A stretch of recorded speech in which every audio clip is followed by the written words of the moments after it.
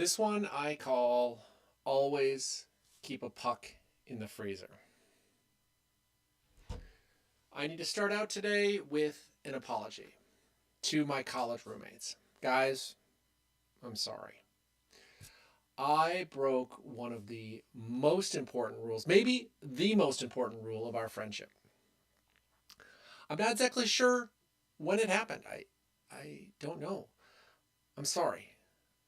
I promise to do better and to fix the indiscretion as soon as possible. It dawned on me the other day as I went into the freezer and I realized there is no hockey puck in the freezer.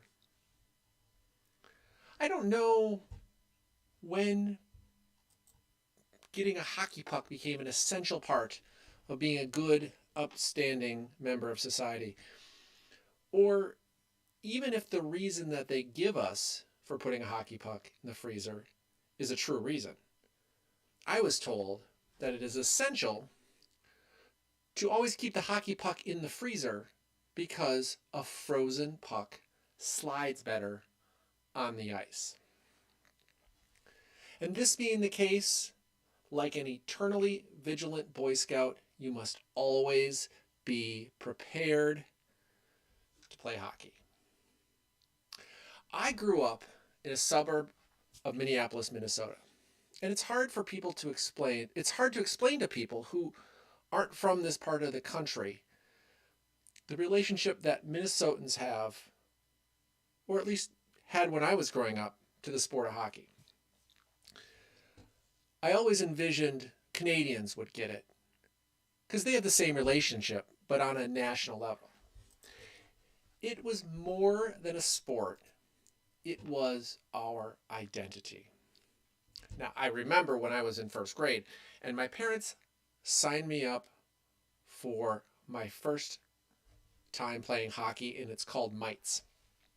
I didn't know how to skate, as well as the used secondhand equipment that I had looked like it was last used before they had invented indoor ice rinks. Now, if you've never learned how to skate, but you've seen people skate, it looks so easy, so effortlessly. They just glide across the ice. But in reality, learning to skate is actually really difficult. It takes a lot of skill and then a lot of muscle memory. I played hockey for 6 years, and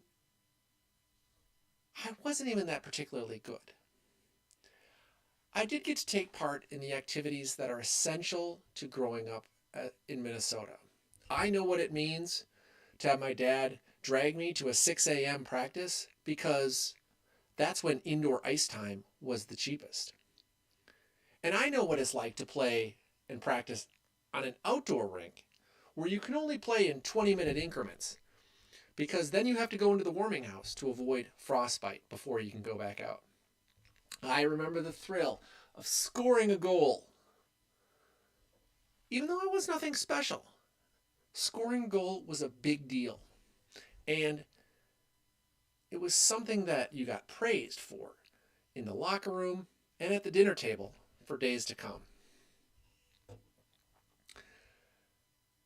I did not realize what my childhood experience was like, being so common to Minnesota, until I went off to Wisconsin. Now, you would think Wisconsin, Minnesota, similar weather, like these people would have similar experiences growing up, but this is not the case. One winter, my roommates, the guys that I shared a house with, we all decided to get some skates and sticks and go down to the local outdoor skating rink and play some hockey. Now, you would have thought, compared to these guys, I was Wayne Gretzky. But despite the fact that my roommates sucked way worse than I did at hockey, this did not deter them from going down to the park, lacing up their skates, and playing hockey. It didn't deter them from getting season tickets to our college hockey team every year. And most importantly, it didn't deter them from staying up night after night to the wee hours of the morning while we all played NHL hockey on our Sega Genesis system.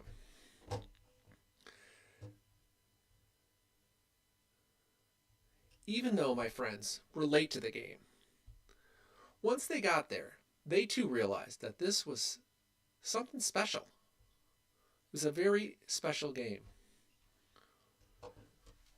What is it that makes hockey special for me? It's a whole host of things. But growing up with hockey in Minnesota was a cultural tradition, similar to eating pumpkin pie at Thanksgiving, or if you're Irish, celebrating St. Patrick's Day. It was just who we were as people. Another reason it's special is because hockey essentially gives a big middle finger to the harsh Minnesota winters. You have a group of kids sitting inside looking out at awful, terrible, freezing, snowy, cold weather. And the only thing they're thinking is, yes, the lake is finally frozen. Let's get out there. Let's get our skates on.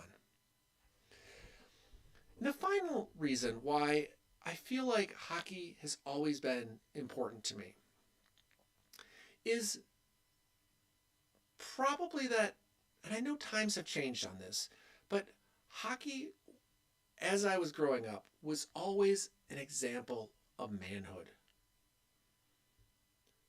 Today, hockey works really hard to make it a more inclusive sport, which is it should do, and it's making great strides. But back when I was growing up, hockey players were manly. They were tough. They were physical. They got knocked down, and they got back up and just kept playing. Now, some people might argue that the physicality of hockey is a bad thing. But I feel that our society could use a little bit more toughness. And we could all be reminded that when we fall down, we have to get up, keep striving, keep playing. So to my college roommates, I promise to get a puck in my freezer as soon as possible.